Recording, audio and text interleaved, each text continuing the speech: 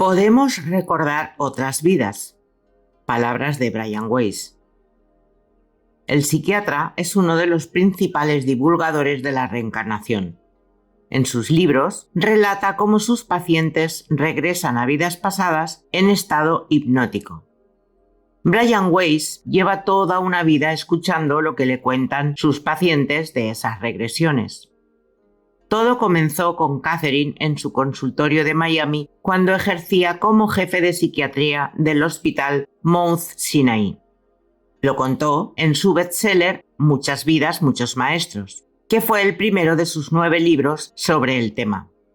Médico por la Universidad de Yale y formado para pensar como científico, venció sus reticencias iniciales para convertirse con los años en uno de los divulgadores más reputados de la reencarnación.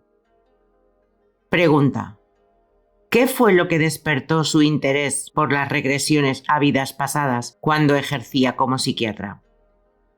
Mis primeras experiencias se remontan a hace casi 30 años, aunque el libro Muchas vidas, muchos maestros se publicó hace 20. El dato es importante. Si tardé tanto en contar mis experiencias con Catherine, fue porque como jefe de psiquiatría en el hospital y médico reconocido en mi especialidad, me preocupaban mi reputación y mi carrera. Al principio, además, yo era un completo escéptico. Lo que ocurrió con Catherine tras 1 año y medio de terapia, en la que no progresábamos apenas, es que recurrí a la hipnosis para tratar de hacerle recordar episodios de la infancia que pudieran estar en el origen de sus ansiedades y fobias. Un día le pedí que regresara donde empezaron los síntomas, pensando que se remontaría a algún suceso ocurrido a los 5 o 6 años. Pero volvió 4000 años atrás. En esa vida que recordó, ella se ahogaba. Su hija le era arrancada de los brazos en una especie de inundación.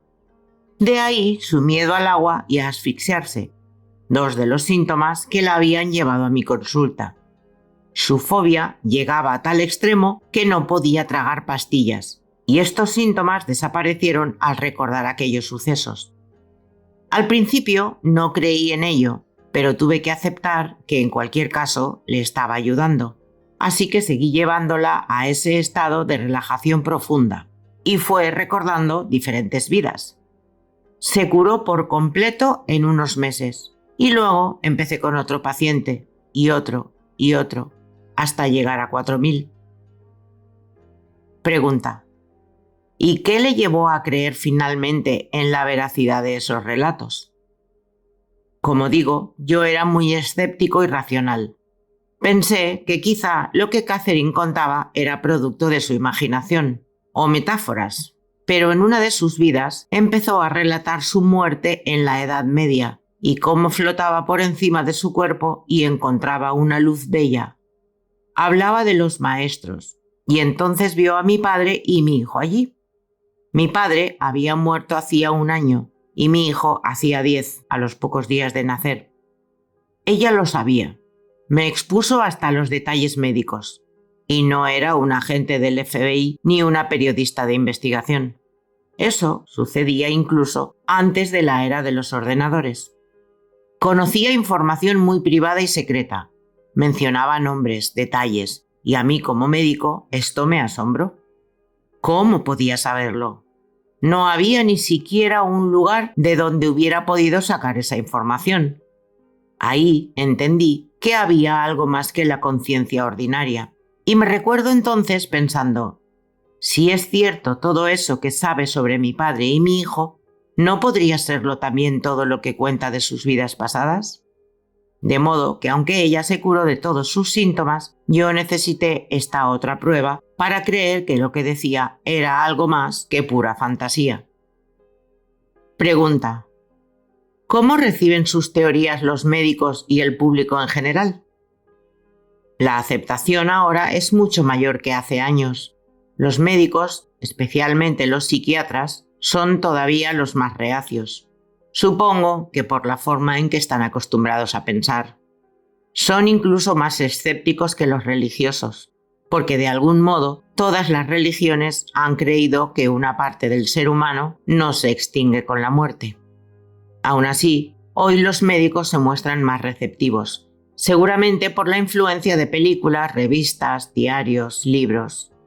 El otro día en un programa televisivo en Miami donde vivo, el presentador dijo: «Espero que en mi próxima vida». Ahora el concepto resulta mucho más familiar que cuando empecé en los años 80. Pregunta: ¿qué le diría a un escéptico sobre la reencarnación? Le diría que lo probara, que lo experimentara. Entonces lo vería. No es muy difícil tener una regresión. Incluso si no se regresa a vidas pasadas, a veces basta con una experiencia espiritual de interiorización profunda o de comunicación con un ser querido muerto. Entonces se ve que ocurre algo fuera de lo normal. Un escéptico, en el sentido original griego de la palabra, es alguien que duda, que investiga e intenta ofrecer explicaciones alternativas para un fenómeno. No es alguien que dice: «Esto no existe porque no creo en ello». Ese no es un verdadero escéptico, sino una persona con una mente cerrada.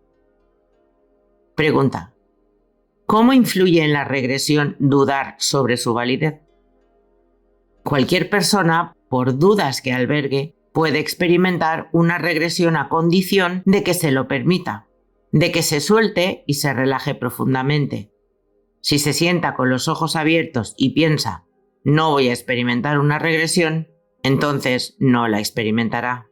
Pero si considera la posibilidad de que eso suceda, cierra los ojos, sigue mis indicaciones, respira hondo, relajándose cada vez más, vivirá una regresión.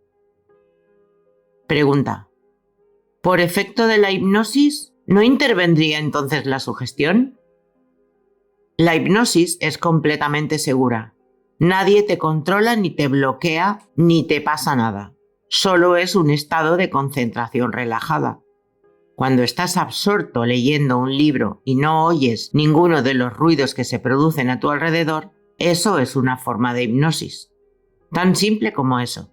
Y tan seguro como eso. Porque puedes abrir los ojos o volver a un pensamiento consciente en cualquier momento. Pregunta: ¿cómo se puede experimentar una regresión siguiendo su método en concreto? Formo a terapeutas para que sepan llevar a cabo regresiones. Hay muchos en España y también tengo varios CDs en español que guían la regresión. Se puede hacer solo en casa. Es un método seguro porque puedes abrir los ojos en cualquier momento. Además, técnicas no hipnóticas de la meditación, la contemplación o la visualización también sirven porque llevan a un estado de concentración relajada. Por otra parte, algunas personas viven regresiones cuando viajan y experimentan un déjà vu. Sienten que un lugar les resulta muy familiar, aunque no han estado antes en él. Pregunta: ¿cómo se puede saber que lo que se experimenta no es fruto de la imaginación o del inconsciente? Es difícil determinarlo al principio. No siempre está claro. Pero, por ejemplo, si estoy guiando a alguien en una regresión y empieza a hablar de pronto en una lengua que no ha aprendido, eso en ningún caso puede ser fantasía. El fenómeno se conoce como glosolalia. De todos modos, no importa, porque es terapéutico y ese es el principal objetivo: curar a la gente de miedos, fobias y trastornos psicológicos y físicos a los que no hay causas aparentes. Lo importante es la curación más que las pruebas. Pregunta: ¿cuánto tarda en producirse esa curación? Depende. Es raro que ocurra la primera vez, y si es así, suele tratarse de una fobia. Por ejemplo, si alguien tiene miedo a las alturas porque tal vez le empujaron de un muro alto de un castillo en la Edad Media, la fobia se curará rápidamente. O si una mujer no puede llevar nada en el cuello, ni un botón, ni una cadena, ni un pañuelo, porque fue estrangulada en otra vida, simplemente recordando ese suceso se librará de su fobia. Si el problema tiene que ver con relaciones, lleva más de una sesión. porque tal vez se coincidió con una persona en diferentes vidas. Tu padre puede ser la reencarnación de la que fue tu abuela en otra vida, o tu hija en otra anterior. También son más complicados los traumas por abusos. En definitiva, lo que se cura más rápido son las fobias, y luego el dolor físico. Por ejemplo, un dolor de espalda que se alivia al recordar un golpe recibido en ese punto preciso durante una batalla medieval. Pregunta: ¿por qué un trauma de una vida pasada ha de ser más importante que uno de la vida presente? No es que sea más importante, sino que suele ser la causa primera del síntoma. Pero de todos modos no importa la vida a la que haya que retroceder. Puede ser una muy reciente o incluso la presente. Lo esencial es llevar la conciencia a donde se necesite.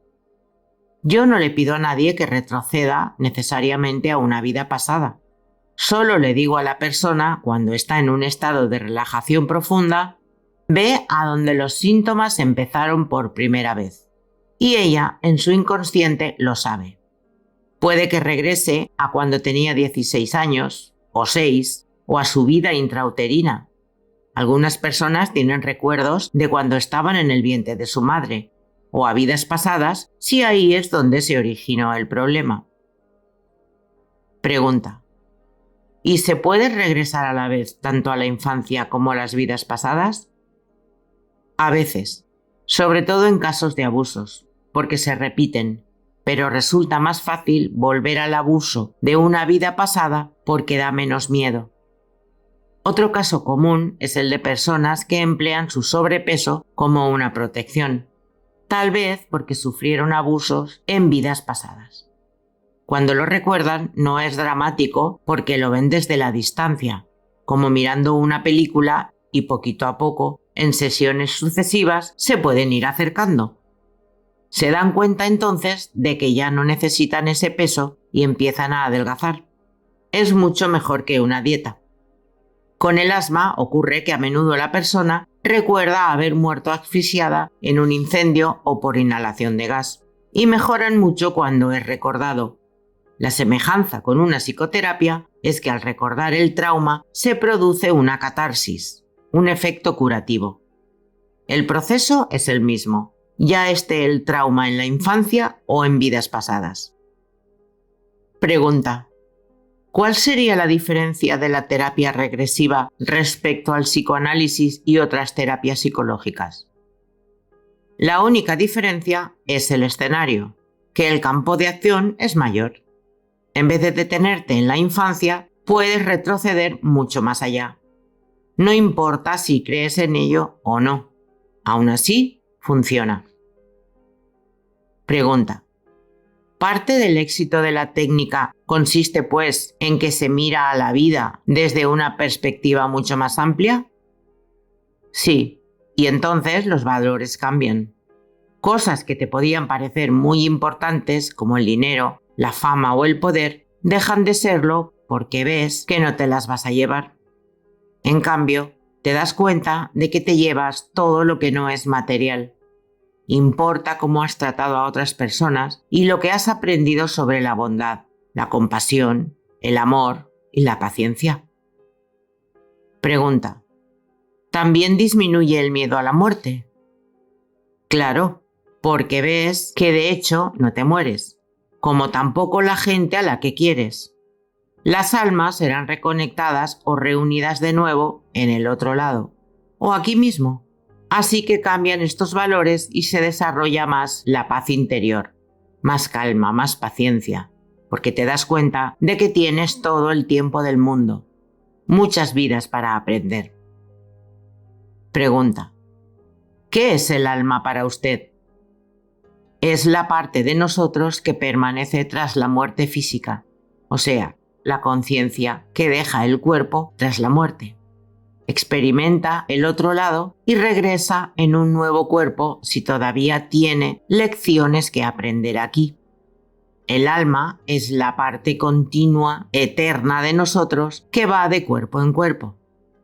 Como dijo el teólogo francés Pierre Teilhard, No somos seres humanos con experiencias espirituales, sino seres espirituales con experiencias humanas. Pregunta. ¿No parece cruel suponer que las personas que nacen con una enfermedad grave están pagando alguna deuda del pasado? Hasta que no lo entiendes parece cruel, pero no lo es. Forma parte del proceso de aprendizaje. No es un castigo, sino una oportunidad de aprender. Habría que ver cada caso específicamente, pero quizás si alguien nace con un trastorno psiquiátrico es porque ha escogido voluntariamente hacerlo así para enseñar a sus padres a amar, tener paciencia y compasión. Les da la oportunidad de aprender a amar incondicionalmente. O quizá él mismo necesita aprender a recibir amor. Puede que en otra vida no se lo permitiera o se bloqueara. Si nadie pudiera recibir amor, ¿quién daría amor? Hay que buscar el equilibrio. Así tiene más sentido, ¿no? Que pensando que es un castigo. Siempre tenemos que ir hacia atrás y mirar desde una perspectiva más amplia. Es como cuando sabes que necesitas hacer un curso que te resultará difícil, pero que te ayudará en tu profesión o tu vida. Hay que hacerlo a veces porque ayuda a progresar, pero no es un castigo. Es una oportunidad para aprender y crecer. Pregunta. Como psiquiatra, ¿ha tratado con terapia regresiva a pacientes psiquiátricos? He trabajado con depresiones y sobre todo con ansiedad, fobias, desórdenes, neurosis, pero no tanto con esquizofrenia o el trastorno bipolar, que son mucho más delicados y difíciles. Por ejemplo, en la esquizofrenia ya se da una distorsión de los límites y hay que ir con mucho cuidado. Pregunta. ¿Echa de menos su vida como psiquiatra convencional? A veces. Dejé de ver a pacientes en mi consulta el año pasado. Viajo mucho y se hacía difícil mantener una continuidad. Si imparto talleres y seminarios por todo el mundo y trato a grupos. También formo a terapeutas. De todos modos, ejercí de psiquiatra desde 1973 al 2008 y nunca me quedé sin pacientes, así que creo que ya me tocaba parar. Pregunta. ¿En sus viajes ha detectado diferencias en la receptividad de la gente? La terapia tiene mucha aceptación en toda Latinoamérica. Según las encuestas, en países como Brasil, hasta el 70% de la población cree en ella. En muchos casos, la mezcla de catolicismo con espiritualidad indígena y animismo africano hace que las culturas sudamericanas estén muy abiertas a este tipo de creencias. En Estados Unidos la cifra es del 33%. El 40% de este porcentaje corresponde a jóvenes de entre 25 y 29 años. Los que menos creen en la reencarnación son los mayores de 65 años. Pregunta. ¿Y qué ocurre en Asia? Hay mucha aceptación. Es de donde recibo más correos electrónicos. En India, por ejemplo, es muy alta porque la reencarnación forma parte de las creencias hindúes. Si vas sumando país por país, ves que en el mundo el número de personas que creen en la reencarnación supera al de las que no. Y la idea está en todas las grandes religiones. En el cristianismo estuvo presente durante cientos de años después de Jesucristo. De hecho, trato a muchos sacerdotes con terapia regresiva. En la religión judía se creen en vidas pasadas en la Cábala. En el Islam, la tradición sufí cree en la reencarnación. Se puede ver en los poemas de Rumi. En el hinduismo y budismo, la creencia nunca ha llegado a desaparecer. Pregunta. Afirma que podemos soñar con nuestras vidas pasadas. ¿Cómo distinguirlo? A veces tenemos sueños en los que se procesa material del día. Estos serían sueños normales, pero en ocasiones, si se sueña que se está en otra época y lugar, que se es otra persona, este podría ser un recuerdo de una vida pasada. El análisis de los sueños es muy interesante. Algunas veces los problemas se resuelven en los sueños. Lo que ocurre es que no se suelen recordar. Por eso es importante que al despertarse se anoten o se dicten en una grabadora. Ha de ser antes de levantarse de la cama, porque si empiezas a moverte, olvidas muchos detalles. También resulta útil ponerles un título que ayude a recordarlos. Cuanto más te acostumbras a retener los sueños, más fácil te resulta recordarlos. Pregunta: ¿a qué sueños hay que prestar una atención particular? A dos tipos. Los recurrentes, que se repiten porque están tratando de decirte algo, y a los que parecen más vívidos de lo habitual y que también encierran un significado importante. Ofrecen respuestas y claves, pero lo más difícil es interpretarlos. Yo ayudé a hacerlo durante muchos años como psiquiatra, pero se puede hacer solo. Pregunta: ¿podría dar algunas claves? Para interpretar el sueño de una forma más profunda, puedes observar hasta qué punto cada persona que aparece en él podría expresar una parte de ti, incluso alguna que no resulte muy evidente. Pregunta: ¿continúa experimentando regresiones? Ahora sobre todo a través de la meditación. Intento meditar cada día y recibo así muchos mensajes. Cuando trataba a pacientes en mi consulta, a veces me llegaban a través de ellos. Cuando trataba a pacientes en mi consulta, a veces me llegaban a través de ellos cuando entraban en un estado de relajación muy profunda. Ahora los mensajes me llegan de otras maneras. Creo que no existen las coincidencias, que nada es tan aleatorio y que todo ocurre por algo. Cuando esta clase de cosas pasen, vale la pena detenerse y pensar: ¿qué puede significar?